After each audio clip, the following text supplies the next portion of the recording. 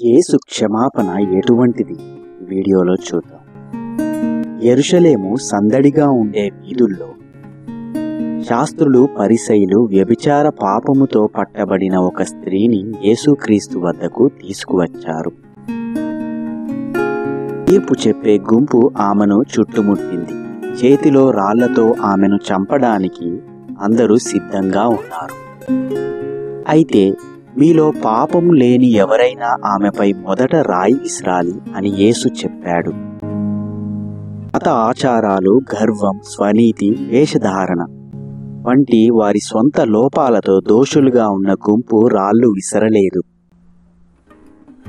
యేసుక్రీస్తు స్త్రీ వైపు తిరిగి, ఇప్పుడే వెళ్ళి నీ పాపపు జీవితాన్ని విడిచిపెట్టు అన్నాడు. ఈ సంఘటనలో యేసుక్రీస్తు ప్రతిస్పందన గమనించారా?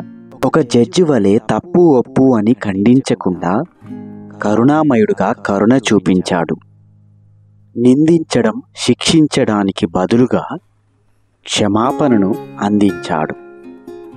యేసుక్రీస్తు మరియు వ్యభిచార స్త్రీ యొక్క సంఘటన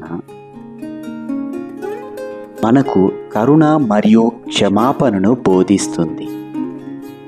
తీర్పు తీర్చగల పరిశుద్ధుడే క్షమించాడు.